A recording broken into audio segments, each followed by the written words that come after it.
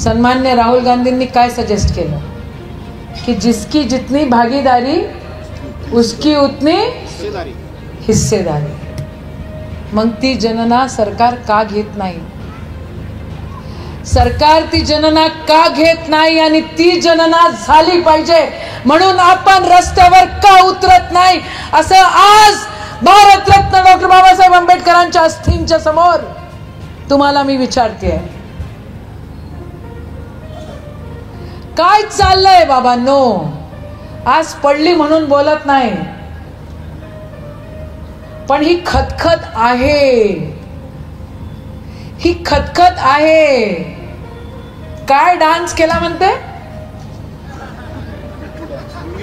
नाही नाही, काय लुंगी डान्स नाही, काय मिया बोले छत पे, काय गाणं आहे ते? नाही नाही, हा छत पे सो गया बहिणोई, त्याच्यावर नाच. कुठं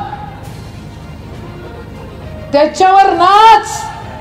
राष्ट्रसंत तुकडोजी महाराजांच्या समाधीच्या समोर. खरं मला समजत नाहीये की मी काय बोललं पाहिजे. आज आपण सगळ्यांनी मिळून हा जो सोहळा आपण या ठिकाणी जमवला आहे त्याचं खरोखर कौतुक केलं पाहिजे.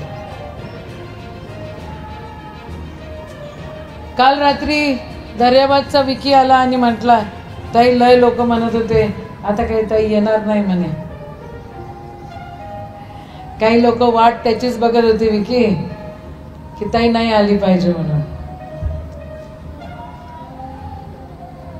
पण आज बाबासाहेबांच्या अस्थींच्या समोर अभिवादन करताना एक शपथ स्वतःला दिली की संविधानासाठी जीव गेला तरी चालेल, पण जे जे लोक संविधानाला हात लावायचा प्रयत्न करतायत त्यांना थांबवल्याशिवाय आपण जीव सोडायचा नाही.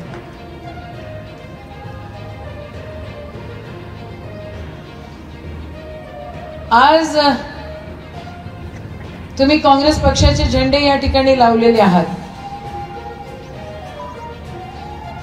काँग्रेस पक्षाचा कार्यकर्ता प्रामुख्याने या ठिकाणी मला दिसतोय, पण माझी तुम्हाला सगळ्यांना विनंती आहे की पुढच्या वेळेला तिरंगा आणि अशोक चक्र असू द्या, कारण बाबासाहेब हे सगळ्या पक्षांचे होते आणि एकटे काँग्रेस पक्षाची जबाबदारी नाही बाबांनो. ही संविधान वाचवण्याची एकटी राहुल गांधींची नाही जबाबदारी, एकट्या काँग्रेस पक्षांची नाही जबाबदारी. प्रत्येकानं समोर आलं पाहिजे, प्रत्येकानं हाताला हात लावला पाहिजे, प्रत्येकानं मशाल ती अग्नी हातामध्ये घेतली पाहिजे आणि रस्त्यावर चाललं पाहिजे, तेव्हाच कुठे आपला देश वाचेल. काय झालं? काय आपण सत्तेत होतो का? तुम्ही सत्तेत होता का? मी मंत्री होती की मी काय मुख्यमंत्री होती? काय नव्हती मी. आणि वावटळ तर असं दाखवलं राजांनो की जसं काय संविधान बदलण्याचंच वावटळ आहे. चोरी केली, बदमाशी केली, काही करायचं, पण सत्ता ताब्यात घ्यायची आणि यांनी संविधान मोडण्याचं काम एवढ्या मोठ्या प्रमाणात सुरू केलेलं आहे की माझ्या बांधवांना, माझ्या ओबीसी आई बहिणींना, या देशाच्या नागरिकांना, या महाराष्ट्र धर्म सांभाळणाऱ्या लोकांना तो समजूनच नाही राहिला. मी का असं म्हणते? मी का असं म्हणतेय? काय झालं मागच्या 5 वर्षांमध्ये? पक्ष तोडले? तोडले की नाही तोडले? अरे तोडले की नाही तोडले? कशा प्रकारे तोडले? संवैधानिकरित्या तोडले? त्याचे निकाल लागले? त्याचे निकाल लागले का? हो की नाही? उत्तर द्या. त्याचे निकाल लावले का? जे अपात्र होते त्याले अपात्र केलं का? जे पात्र होते त्याले पात्र ठेवलं का? नाही.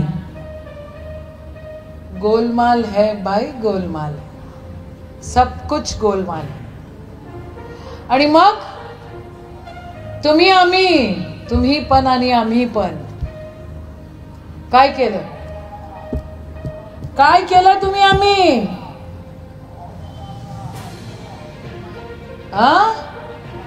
नाही माझा दादा, तुम्ही आम्ही इलेक्शन मध्ये भाग घेतला, तुम्ही आम्ही गप्प राहिलो, तुम्ही आम्ही रस्त्यावर नाही उतरलो आणि मग ईव्हीएम बाबा आला की बाबी आली.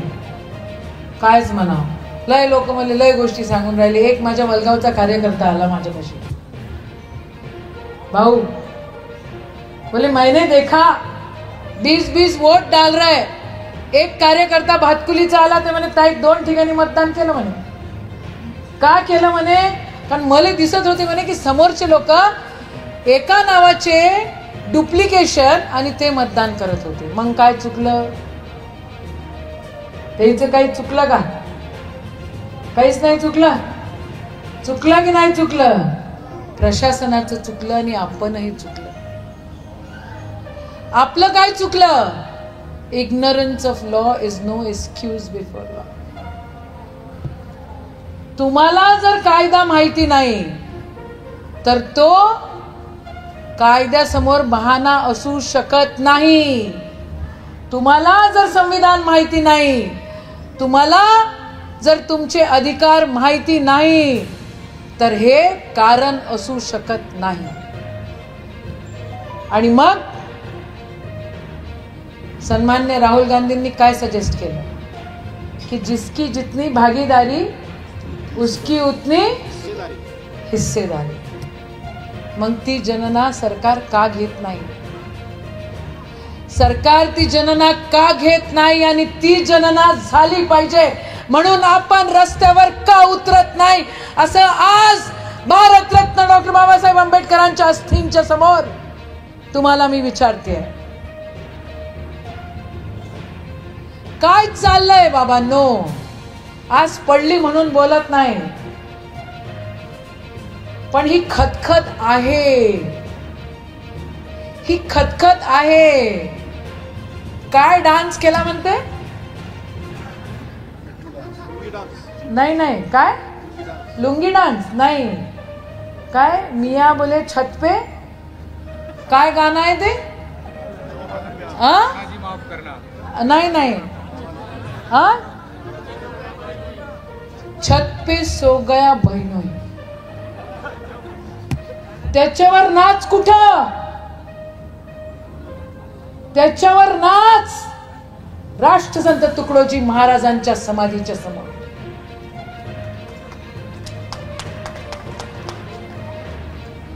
आवडतंय का? हा माझा दादा आला इथं कर्नाटक वरून, अनाथ पोरग, अनाथ, माय बाप नाही त्याला, पैसे नाही त्याच्याजवळ. त्याच्या समोर भाजपचा एक आमदार लढतो, तो 100-100, 200-200 कोटी रुपये खर्च करतो. येतात कुठून हे पैसे? आरोग्य मंत्री होता. या माझ्या दादानी शपथ घेतली आणि बाबासाहेबांचा पुतळा डोक्यावर ठेवला आणि म्हणे माझा देव हा बाबासाहेब आहे आणि बाबासाहेब आहे म्हणून मी आज सभागृहात आहे. बोलो डॉक्टर बाबासाहेब आंबेडकर की, बोलो डॉक्टर बाबासाहेब आंबेडकर की. एवढ्यानं जय न होणार नाही. जय इतक्या जोरात पाहिजे की जे सेक्युलर शब्द काढण्याच्या नादात लागलेले त्याचे कान फुटल्या पाहिजे. बोलो भारत रत्न डॉक्टर बाबासाहेब आंबेडकर की. नाही जमलं भाऊ, असं कसं? आणि स्टेजवरचे नीरा मुख्य, हा तुम्ही बोंबलले, बाकीचे आवाजच नाही आला मला तर. बोलो भारत रत्न डॉक्टर बाबासाहेब आंबेडकर की. उद्याची चळवळ ही भगवी आणि निळीच राहणार आहे. आणि भगवी चळवळ आणि निळी चळवळ जर आपण आपल्या हातात घेतली नाही तर हे आपल्याला ठेचून टाकतील. एवढं मायबापांना तुम्ही लक्षात ठेवा. आणि मग काय, भगवा म्हणजे काय? मी मागच्या वर्षी पण विचारलं होतं, या वर्षी पण विचारते. सांगा पांढरा म्हणजे काय? सांगा बघू. हा, शांतीचा मार्ग. सांगा निळा म्हणजे काय? जोरात सगळ्यांनी सांगा. पांढरा म्हणजे काय? जोरात पांढरा मार्ग. सांगा पांढरा म्हणजे काय? सगळे माणसं काय मुक्क झाले काय? शांतीचा मार्ग म्हणाले काय? हा, बोला. पांढरा म्हणजे काय? पांढरा म्हणजे शांतीचा मार्ग. बोला. निळा म्हणजे काय? बोला. निळा म्हणजे काय? सांगा. आकाशा एवढी व्यापकता. बोला जोरात. निळा म्हणजे आकाशा एवढी व्यापकता, सगळ्यांना सांभाळून घ्यायची व्यापकता. आणि भगवा म्हणजे काय? बाबा या इकडे, तुम्ही या. माझे दादा इकडे या. या बाबा. बंतेजी या इकडं. या बाबा इकडे या. या एक मिनिट. बाबांना काय परिधान केलंय? जोरात. बाबांना काय परिधान केलंय? आणि मग भगव्याची आणि निळी चळवळ ही आपली आहे, हिला चोरू देऊ नका. हा भगवा जो आहे ना, हा भगवा त्यागाचा भगवा आहे. ज्यांना आयुष्यात लोभ सोडून दिलेला आहे त्याचा हा भगवा आहे. तो भगवा तथागत भगवान बुद्धांनी पण परिधान केलेला आहे. आणि मनोज दादांनी जसं सांगितलं, हा भगवा ओबीसींचा पण आहे. पण काही लोक, बाबा बसा, मध्ये बसा, ईश्वर दादांकडे बसा. बोलो तथागत भगवान बुद्ध की. कडकडीची विनंती आहे तुम्हाला, राजकारणाच्या पलीकडे जा. मी तुम्हाला मागच्या वर्षी म्हटलं होतं, या वर्षी पुन्हा म्हणते की हा कार्यक्रम दरवर्षी झाला पाहिजे. काल यशोमती आमदार होती, आज यशोमती आमदार नाही आहे. उद्या समजा जिवंत नाही राहिली तर मग, पण हा कार्यक्रम झालाच पाहिजे. एक कमिटी स्थापन करा, सगळ्या पक्षाची मंडळी घ्या, सर्व धर्माची मंडळी घ्या, ओबीसीची चळवळ, आंबेडकर समाजाची चळवळ, मोठ्या प्रमाणात त्या विचाराची चळवळ जमा करा. आणि पुढच्या वर्षीपासून ह्या कार्यक्रमाचं स्वरूप अजून व्यापक करा. करणार का? परत दम नाही आवाज में. ए नयन दादा, तू लागशील मला या चळवळी, करशील का तू मदत? हा, नक्की. चळवळ उभारायची आहे. एक वेगळ्या युद्धाला आपण समोर जातोय. ते युद्ध तुम्हाला कळतंय की नाही कळत आहे मला माहिती नाही, पण भारतरत्न डॉक्टर बाबासाहेब आंबेडकरांच्या अस्थी या ठिकाणी आहेत. आणि त्या अस्थी आपल्याला ऊर्जा देत आहेत. त्या माणसानी, त्या व्यक्तीनी, त्या महामानवानी एक क्रांती केली आणि हा समाज समानतेवर आणून ठेवला. ती क्रांती हटवण्याचं, मिटवण्याचं काम काही देशद्रोही करतायत. त्यांना आपल्याला थांबावचं आहे. तुम्ही ह्या चळवळीमध्ये आम्हाला साथ द्याल का? बोलो भारत रत्न डॉक्टर बाबासाहेब आंबेडकर की. बोलो जय संविधान. बोलो जय भीम. जय हिंद, जय महाराष्ट्र.